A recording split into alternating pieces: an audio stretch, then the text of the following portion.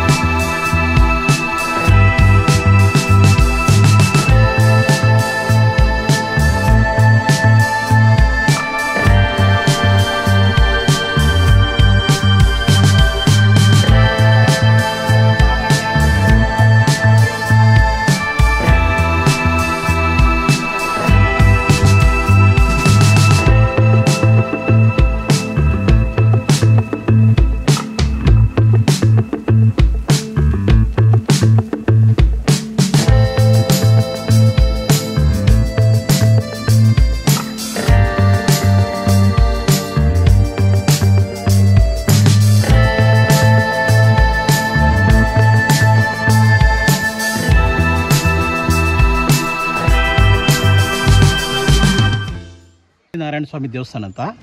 ಇದು ಪಂಚಲಿಂಗ ಸೇರಲ್ಲ, ವಿಷ್ಣು ದೇವಸ್ಥಾನ. ಬೇಲೂರು ಹಳ್ಳ ಬಿಟ್ಟಿದೆಯಲ್ಲ, ಅದಕ್ಕೆ ಸೇರಿದಂಥ ದೇವಸ್ಥಾನ. ವಿಷ್ಣು ದೇವಸ್ಥಾನ ನೋಡಿದ್ರು ಎಂಟ್ರೆನ್ಸ್ ಬಾಕ್ಲು ಹಿಂದೆ ಆ ಕಡೆಯಿಂದ ಬರೋಕ್ಕೆ. ಇದು ಕೂಡ ಮಳೆಗಾಳಿ ಬಂದಾಗೆಲ್ಲ ಮುಚ್ಚಕ್ತಿತ್ತು. ಇವಾಗ ಸುತ್ತಮುತ್ತ ಕಾಂಪೌಂಡ್ ಹಾಕಿ ಡೈಲಿ ಪೂಜೆ ಆಗೋ ರೀತಿ ಮಾಡಿದ್ದಾರೆ. ಯಾವುದೂ ಕೂಡ ಮುಚ್ಚಲ್ಲ. ಮೊದಲು ಹಿಂಗೆ ಹೋಗ್ತಾ ಇದ್ರು ದರ್ಶನ ಮಾಡೋಕ್ಕೆ, ಈ ಕಡೆಯಿಂದ ಹೋಗ್ತಾ ಇದ್ರು ಮೊದಲು ಒಂದು 30 ವರ್ಷದಿಂದ ಈಚೆ. ಇವಾಗೆಲ್ಲ ತುದಿ ಎಡ್ದಿದೆಯಲ್ಲ, ತುದಿ ಎಡ್ಸ್ಗಂಟು ಮರಳಿತ್ತು. ಇವಾಗೆಲ್ಲ ತೆಗಿಸಿ ನದಿ ಹತ್ರ ಹಾಕಿಸಿ ಇದು ಲಾಸ್ಟಲ್ಲಿ ನೋಡೋ ರೀತಿ ಮಾಡಿದ್ದಾರೆ. ಮೊದಲು ಕೀರ್ತಿನಾರಾಯಣ ನೋಡಿಕೊಂಡು ಮರಳೇಶ್ವರ ನೋಡಿಕೊಂಡು ಚೌಡೇಶ್ವರ ನೋಡ್ಕೊ ಹೋಗ್ತಿದ್ರು. ಇವಾಗ ಮರಳೇಶ್ವರ ಚೌಡೇಶ್ವರ ಲಾಸ್ಟ್ನಲ್ಲಿ ಕೀರ್ತಿನಾರಾಯಣ ಇಷ್ಟು ದೇವಸ್ಥಾನ. ಇದು ಒಂದು ರೌಂಡು. Okay, ready. ನಾನು ಕುಮಾರ ಅಂದ್ಬಿಟ್ಟು ಒಂದು 15 ವರ್ಷದಿಂದ ಗೈಡ್ ಮಾಡ್ತಿದ್ದೀನಿ. ಅಂದರೆ ಇದು ಈ ಮರಳೆ ಯಾವ ರೀತಿ ಬರ್ತು, 5 ಲಿಂಗ ಆಗಿಬಿಡ್ತು, ತಲಕಾಡಿಗೆ ಗೀಸಿತು ಅಂದರೆ ತಲೆ ಮತ್ತು ಕಾಡ ಅಂತ ಇಬ್ಬರು ಬೇಡಿರ್ತಾರೆ. ಯಾವಾಗಲೂ ಅವರು ಮರ ಕಡೆಗೆ ಹೋಗ್ತಿರ್ತಾರೆ. ಮರ ಕಡೆಗೆ ಹೋಗ್ಬೇಕಾದ್ರೆ ಅಲ್ಲಿ ವೈದ್ಯನಾಥ ದೇವಸ್ಥಾನ ಅಂತ ಒಂದು ಪತ್ರ ಒಳಗಡೆ ಲಿಂಗ ಇರುತ್ತೆ. ಆ ಲಿಂಗದ ಒಳಗಡೆ ಇವರು ಎಲ್ಲನೂ ಮರ ಕಡೆಗೆ ಹೋಗ್ತಿರ್ತಾರೆ. ಅಲ್ಲಿ ಪದ್ರ ಒಳಗಡೆ ಅಲ್ಲಿ ಜೋರಾಗಿ ಹೊಡಿತಾ ಇರ್ತಾರಲ್ಲ, ಆ ಒಡೆಯ ರಭಸಕ್ಕೆ ಆ ಲಿಂಗಕ್ಕೆ ಬಿದ್ದುಬಿಡ್ತದೆ. ಆ ಲಿಂಗಕ್ಕೆ ಬಿದ್ದಾಗ 5 ಕಡೆಗೆ 5 ಚೂರಾಗುತ್ತೆ. ಮೊದಲನೇದು ವೈದ್ಯನಾಥೇಶ್ವರ, ಎರಡನೇದು ಪಾತಾಳೇಶ್ವರ, ಮೂರನೇದು ಮರಳೇಶ್ವರ, ನಾಲ್ಕನೇದು ಮುರುಕುತೆರೆ ಮಲ್ಲಿಕಾರ್ಜುನ, 5ನೇದು ವಿಜಯಪುರ ಅರ್ಕೇಶ್ವರ. ಅದು ಕೊಡ್ಲಿ ಏಟು ಹೊಡೆದಾಗ ಶಿವನ ಹಣಕ್ಕೆ ಬಿದ್ದಾಗ 5 ಕಡೆಗೆ ಬೆಡ್ ಚೂರಾಗಿ 5 ಕಡೆ ಉದ್ಭವ ಮೂರ್ತಿ ಆಗುತ್ತೆ. ಅದಕ್ಕೆ ಮೊದಲನೇದು ವೈದ್ಯನಾಥೇಶ್ವರ, ಎರಡನೇದು ಪಾತಾಳೇಶ್ವರ, ಮೂರನೇದು ಮರಳೇಶ್ವರ, ನಾಲ್ಕನೇದು ಮುರುಕುತೆರೆ ಮಲ್ಲಿಕಾರ್ಜುನ, 5ನೇದು ವಿಜಯಪುರ ಅರ್ಕೇಶ್ವರ. 5 ಕಡೆಗೆ 5 ಚೂರಾಗುತ್ತೆ. ಆ ಶಿವ ತಲೆ ಮತ್ತು ಕಾಡವರು ಏನು ಹೇಳ್ತಾರೆ, ಶಿವನ ಹಣ ಮೇಲೆ ರಕ್ತ ಬರ್ತಿದೆ ಅಣ್ಣ ಅಂತ ಹೇಳ್ತಾನೆ. ಆಗ ನಿಮ್ದೇನು ತಪ್ಪಿಲ್ಲ ಅಂದ್ಬಿಟ್ಟು ಶಿವ ಯಾವುದೇ ಮುಕ್ತಿಯಿಂದ ಎದ್ದು ಆ ಬೂರು ಸೊಪ್ಪನ್ನು ಎಲೆನ ಹಣೆಗೆ ಮೆತ್ತಿ ರಕ್ತ ನಿಲ್ಲುತ್ತೆ ಅಂತ ಹೇಳ್ತಾರೆ. ಆಗ ಬೂರು ಸೊಪ್ಪನ್ನು ಅರ್ದು ಹಣೆಗೆ ಮೆತ್ತಾರೆ, ರಕ್ತ ನಿಲ್ಲುತ್ತೆ. ರಕ್ತ ನಿಂತಾಗ ಆ ಶಿವ ಯಾವುದೇ ಮುಕ್ತಿಯಿಂದ ಎದ್ದು ನಾನು 5 ಲಿಂಗಕ್ಕೂ ಒಂದು ನೆಲವಾಗಿ ಕೊಟ್ಟಿದ್ದೀರಾ, ನಿಮ್ಮಿಬ್ಬರ ಹೆಸರು ಕಟ್ಟಬೇಕು ಅಂದ್ಬಿಟ್ಟು ತಲೆ ಮತ್ತು ಕಾಡ ಅಂತೇಳಿ ತಲಕಾಡು ಅಂತ ಹೆಸರಾಗುತ್ತೆ. ಆಗ ತಲಕಾಡು ಅಂತ ಹೆಸರಾದಾಗ ಒಬ್ಬ ಅಲ್ಮೇಲಮ್ಮ ಅಂತ ಒಬ್ಬ ರಾಣಿ ಇರ್ತಾಳೆ. ಆ ರಾಣಿ ಊರು ಮಾಲಂಗಿ, ಆನ ಗಂಡನೂರು ಶ್ರೀರಂಗರಾಯ. ಮದುವೆ ಮಾಡ್ಕೊತಾಳೆ ಅವರು ಶ್ರೀರಂಗರಾಯನ. ಮದುವೆ ಮಾಡ್ಕೊಂಡು ಒಂದು 2 ವರ್ಷಕ್ಕೆ ಬೆನ್ನಿಂದ ಬೆನ್ಪಣೆ ಅಂತ ಒಂದು ರೋಗ ಬರುತ್ತೆ. ಆ ರೋಗ ಬಂದಾಗ 5 ಲಿಂಗಕ್ಕೂ ಚಿನ್ನಾಭರಣ ಮಾಡಿಬಿಟ್ಟು ಪೂಜೆ ಮಾಡ್ತಿರ್ತಾರೆ ಅಲ್ಮೇಲಮ್ಮ ರಾಣಿ. ಆಗೋದಿಲ್ಲ, ಶ್ರೀರಂಗರಾಯ ತೀರೋಗ್ಬಿಡ್ತಾನೆ. ತೀರೋಗ್ಬಿಟ್ಟಾಗ ಈ ಮೈಸೂರು ರಾಜರು ಅಂತ ಇರ್ತಾರೆ, ಅವರು ನಿನ್ನ ಗಂಡ ತೀರ್ಕೊಬಿಟ್ಟ, ಚಿನ್ನಾಭರಣನೆಲ್ಲ ಕೊಡು, ನಾನು ನಿನ್ನನ್ನು ಸಾಕತ್ತೀನಿ ಅಂತ ಹೇಳ್ತಾರೆ.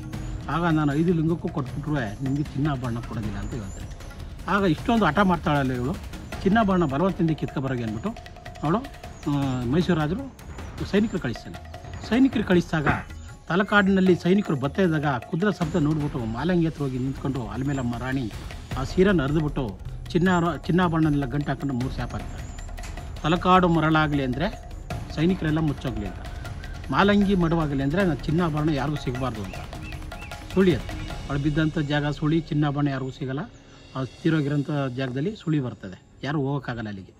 ಮೈಸೂರು ರಾಜರಿಗೆ ಮಕ್ಕಳಿದೋಗಲಿ ಅಂದರೆ ಅವಳು ಚಿನ್ನಾಭರಣನ ಕಿತ್ಕೊಬನ್ನಿ ಅಂದ್ಬಿಟ್ಟು ಬಲವಂತದಿಂದ ಕಳಿಸ್ನಲ್ಲ, ಅದಕ್ಕೋಸ್ಕರ ಮಕ್ಕಳಿದೋಗಲಿ ಅಂತ ಶಾಪ ಹಾಕೋದು. ಒಂದು ತಲೆಗಿದ್ರೆ ಒಂದು ತಲೆಗೆ ಆಗಲ್ಲ, ಆ ರೀತಿಯಾಗಿದೆ. ಅಂದರೆ ಇದು ಹಿಂದೆ ಇದು ಊರು ಸರ್, ಇದು ಊರು, ಅದೇ ಕಾಡು. ಇದು ಗಂಗಾ ರಾಜಧಾನಿ. ಗಂಗಾ ರಾಜಧಾನಿ ಅಂದರೆ ಗಂಗರು, ವಿಷ್ಣುರು, ಚೋಳರು ಆಳ್ತಿದ್ದಂಥ ಊರು ಇದು. ಈ ಅಲ್ಮೇಲಮ್ಮ ರಾಣಿ ಇದು ದೇವಸ್ಥಾನ ಕಟ್ಟೋದು 1200 ವರ್ಷ ಆಗಿದೆ. ಎಲಮೇಲಮ್ಮ ರಾಣಿ ಶಾಪ ಹಾಕೋದು 1300 ವರ್ಷದಿಂದ ಘಟನೆ ಆಗಿರೋದು. ಈ ಎಲಮೇಲಮ್ಮ ರಾಣಿ ಶಾಪ ಕೊಟ್ಟ ಮೇಲೆ ಒಂದು ಊರೇ ಮುಚ್ಚೋಯ್ತು.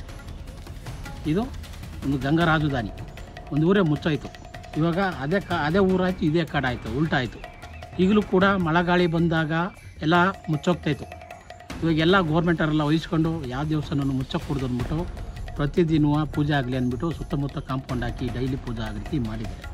ಅಂದರೆ ಇದು ಪಂಚಲಿಂಗ ದರ್ಶನ ಅಂತಂದರೆ 3 ವರ್ಷ, 6 ವರ್ಷ, 12 ವರ್ಷ, 17 ವರ್ಷ ಈ ರೀತಿ ಆಗುತ್ತೆ. 5 ಕಾರ್ತಿಕ್ ಸೋಮವಾರ, 5 ಅಮಾವಾಸ್ಯೆ, 5 ಹುಣ್ಣಿಮೆ ಇವೆಲ್ಲ ಕೂಡ ಬಂದಾಗ ಇಲ್ಲಿ ವಿಶೇಷವಾಗಿ ಪಂಚಲಿಂಗ ದರ್ಶನ ಅಂದ್ಬಿಟ್ಟು ಜಾತ್ರೆ ಆಗುತ್ತೆ. ಜಾತ್ರೆ ಅಂತಂದರೆ ಆವಾಗ ನೀವು ಇಷ್ಟೊಂದು ಫ್ರೀಯಾಗಿ ನೋಡೋಕ್ಕಾಗಲ್ಲ. ಸರ್ಕಲ್ ಇದೆಯಲ್ಲ, ಅಲ್ಲೇ ಕ್ಯೂ ಎಲ್ಲ, ಏನಿದ್ರು ಅಲ್ಲಿಂದ ನಡ್ಕೊ ಬರಬೇಕು, ಆ ರೀತಿ ಆಗುತ್ತೆ. ತುಂಬ ಜನ ಇರ್ತಾರೆ, ತುಂಬ ಜನ ಬರ್ತಾರೆ. ಆಗ ಗಾಡಿಗಳು ಬರಲ್ಲ ಇಲ್ಲಿಗೆ, ಸರ್ಕಲಿಂದ ಹತ್ತಿಗೆ ಗಾಡಿ ನಿಲ್ಲಿಸ್ಬಿಟ್ಟು ಅಲ್ಲಿಂದ ಕ್ಯೂನಲ್ಲಿ ನಡ್ಕೊ ಬರಬೇಕು. ಆವಾಗ ಇಲ್ಲಿ ಪಂಚಲಿಂಗ ದರ್ಶನ ಅಂತ ಒಂದು 2 ತಿಂಗಳು ನಡೀತದೆ. ಈಗಲೂ ಲಿಂಗಕ್ಕೂ ದರ್ಶನ ಆಗಂತ ಇದು ದೇವಸ್ಥಾನಗಳಿದು. ಇದು ಮಳೆಗಾಳಿ ಬಂದ ಮುಚ್ಚೋಗ್ತಿತ್ತು. ಈಗ ಗೌರ್ಮೆಂಟವರೆಲ್ಲ ವಹಿಸ್ಕೊಂಡು ಡೈಲಿ ಪೂಜೆ ಆಗೋ ರೀತಿ ಮಾಡಿದರೆ ಇದು 5 ಲಿಂಗಕ್ಕಿಂತ ದೊಡ್ಡ ಲಿಂಗ, 5 ಅಡಿರಂಥ ಲಿಂಗ.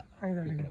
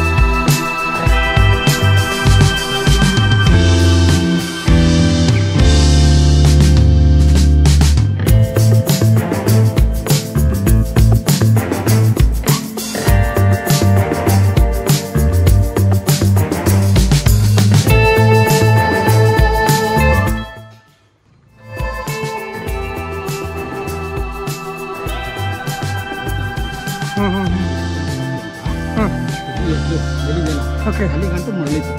ಓಕೆ, ಅದು ಕೆಳಗಡೆ ಇರ್ತೀವಿ. ಈ ಕಡೆಯಿಂದ ಹೋಗ್ತಾ ಇರೋದು ದರ್ಶನ ಮಾಡೋಕ್ಕೆ. ಆ ಕಡೆ ಮಧ್ಯ ಆ ಕಡೆ ಬಂದು ಕೃಷ್ಣ ನೋಡ್ಕೊಂಡು, ಮಲ್ಲೇಶ್ವರ ನೋಡ್ಕೊಂಡು, ಚೌಡೇಶ್ವರ ನೋಡ್ಕೊಂಡು ಲಾಸ್ಟಲ್ಲಿ ಹಿಂಗೆ ಹೋಗ್ತೀವಿ. ಇವಾಗ ಏನಾಯಿತು, ಮಲ್ಲೇಶ್ವರ ನೋಡ್ಕೊಂಡು, ಚೌಡೇಶ್ವರ ನೋಡ್ಕೊಂಡು ಲಾಸ್ಟಲ್ಲಿ ಬರೋದು. ಮರಳೆಲ್ಲ ಒಂದು 40 ವರ್ಷದಿಂದ ನದಿ ಹತ್ರ ಹಾಕಿ ಸೀದಾ ಎಂಟ್ರಕ್ಕೆ ಮಕ್ಕಳು ಹಿಂಗೆ ಹೋಗ್ಬೇಕು ಅರಿಕೆ ಮಾಡಿದ್ರು. ಸೂಪರ್.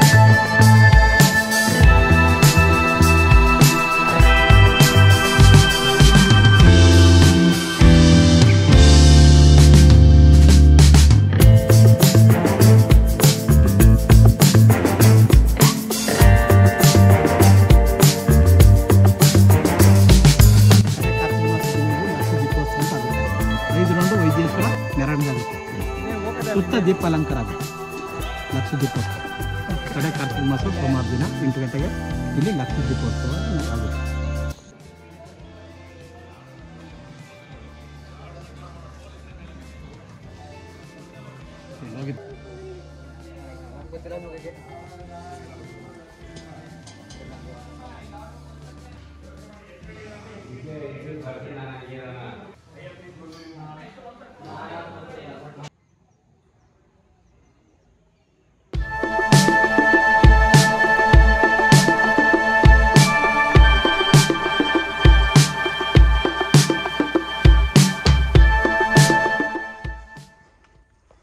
ಸರ್ ಇದು ವೀರಭದ್ರೇಶ್ವರ ಅಂತ ನೋಡಿ, ಇವರಿಬ್ಬರಿಂದ ತಲೆ ಮತ್ತು ಕಾಡ ಅಂತ ತಲಕಾಡು ಅಂತ ಇವರಿಬ್ಬರಿಂದ ಹೆಸರಾಗಿರೋದು. ಹಿಂದೆ ತಲವನ್ನಪುರ ಅಂತ ಇತ್ತು, ಇವಾಗ ತಲ ಮತ್ತು ಕಾಡ ಇವರಿಬ್ಬರಿಂದ ತಲಕಾಡು ಅಂತ ಹೆಸರಾಗಿದೆ.